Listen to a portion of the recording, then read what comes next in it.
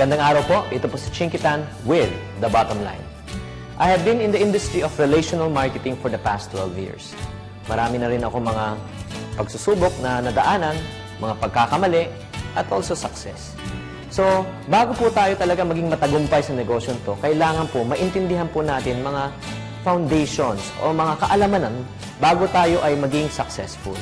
So right now, let us start with the industry of relational marketing.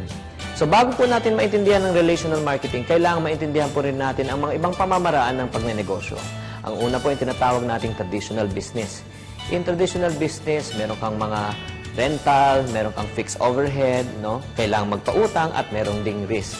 Yun po ang disadvantage ng traditional business. At the same time, in traditional business, it's entirely focused on selling. Okay? Pag hindi ka nagbenta, wala kang kita. Indirect selling naman po, like Tupperware, real estate, insurance. Ito, maganda pong negosyo to. Pag may benta, may kita. Pag walang benta, wala ring kita. This industry is also focused entirely on selling. But in relational marketing, it's very different. Hindi to nakafocus sa selling. As a matter of fact, the more you are focused on selling, the less you will earn. Maybe nagtataka kayo, ano ibig sabihin? Kung mas magaling ako magbenta, mas maliit ang aking kikitain? Ito po ipapaliwanag ko po sa inyo. Like for example, in relational marketing, no, we're not focused entirely on selling. We're also focused on what we call as inviting and teaching. Mag-i-invite lang tayo at magtuturo. Halimbawa ko po sa inyo. Halimbawa, there are 31 days in a month. You want to focus on selling lang. Magbebenta ka lang. 31 days, you sell one product a day. So, pag nagbenta ka ng one product a day, you sold how many products in a month? 31. Pero ang tanong ko, unang tanong, first is, how many people you talk to? Ilang tao? 31. Number 2, is this part-time effort or full-time effort?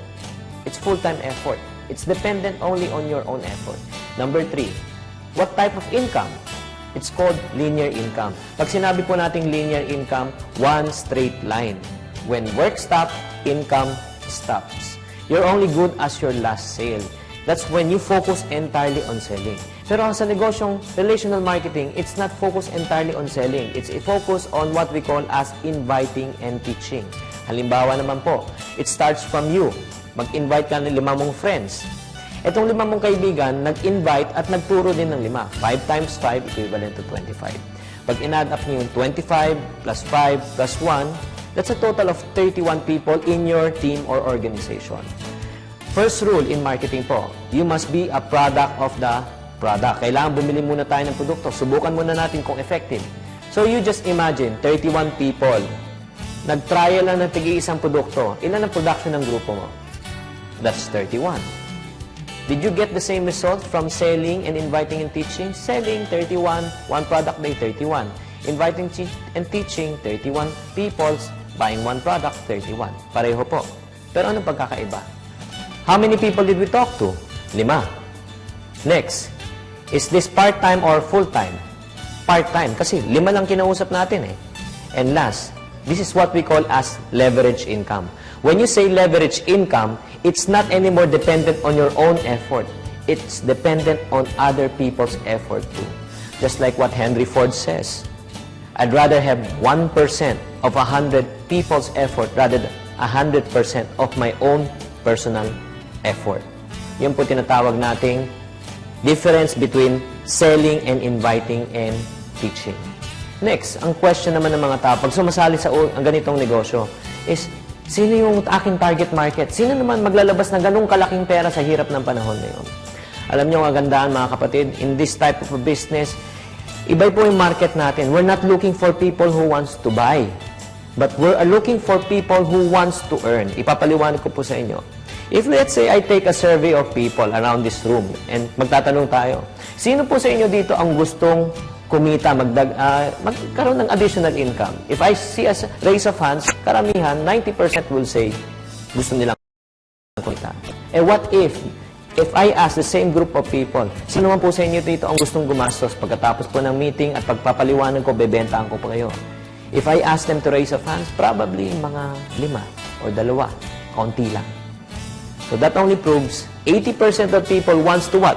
Earn, and only 20% want to spend. Hindi naman sa ayaw nilang gumastos, pero walang budget eh. Walang panggastos. That's the reason why ang kagandahan sa negosyo to. Our focus is not to sell. If your focus is to sell, ang hinahanap mong group ng tao, yung 20%, yung gustong gumastos. Our focus here is to what? Invite and teach. Mag-invite ng tao gustong kumita at turuan din sila kung paano kumita. Malaki ba ang ating market? Yes, 80%. So, huwag tayong matatakot. Ang target market natin, hindi yung mga gustong bumili, pero yung gustong kumita.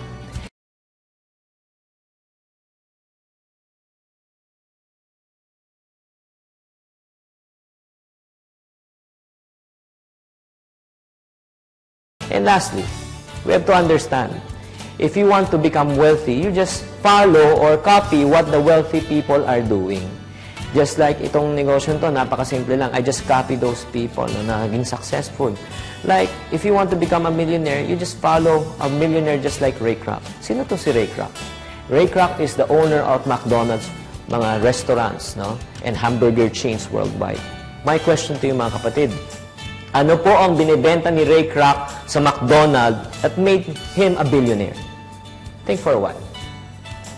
A lot of people will say, hamburger, French fries, yung mga foods niya. Yes, I do believe.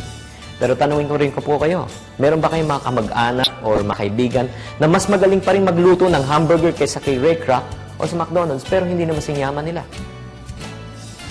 That only proves 50% ng negosyo niya is selling hamburger and French fries.